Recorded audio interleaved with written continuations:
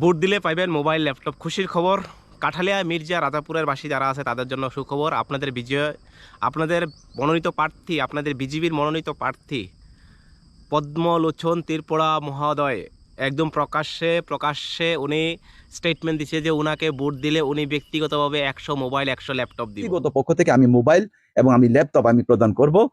আরো যে পাশা রয়েছে, শাড়ি রয়েছেন, যে লুঙ্গিগুলো রয়েছেন, যে প্রত্যেক বছর যে মানুষকে আমি যেগুলো 1 বছর ধরে আমি দিয়েছি, সেটা এটাই আমি পুনরায় আবার দিতে শুরু। আমার প্রশ্ন হয়েছে, নির্বাচন কমিশন থেকে শুরু করে মহকুমা শাসক, উদয়পুর মহকুমা শাসক এখনও শীত ঘুমাইতেছেন।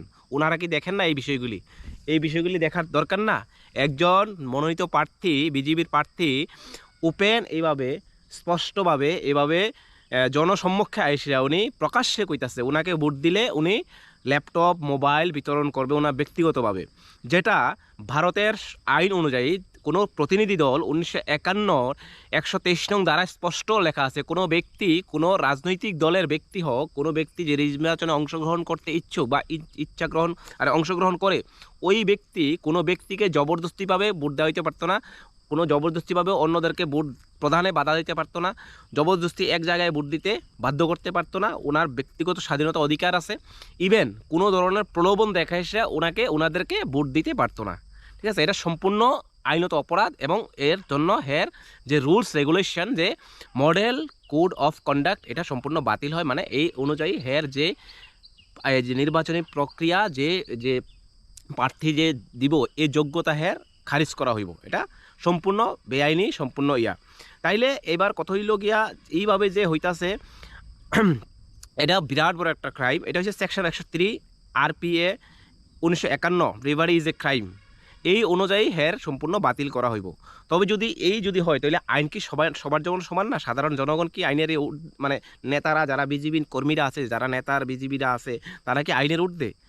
তারা কি এই বিষয়গুলি কি হইতো না? তাইলে মনে রাখবেন, ভোটের বদলে 100 ল্যাপটপ মোবাইল, ভোটের বদলে কিতা 100 ল্যাপটপ মোবাইল। আপনারা ভিডিওটা সম্পূর্ণ শেষ অবধি দেখেন।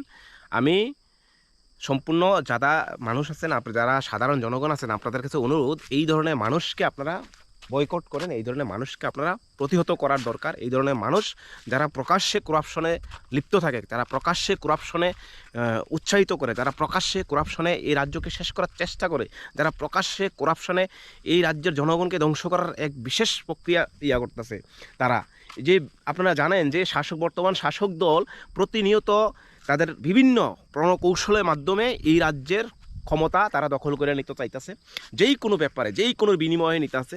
তার আজকে বহিঃপ্রকাশ স্পষ্ট আপনারা দেখছেন। এই আমাদের মির্জা কাঠালিয়া রাজাপুরের যে বর্তমান বিজেপি মনোনীত প্রার্থী যে পদ্মলোচন ত্রিপুরা, তার বহিঃপ্রকাশ স্পষ্ট বাইরেছে।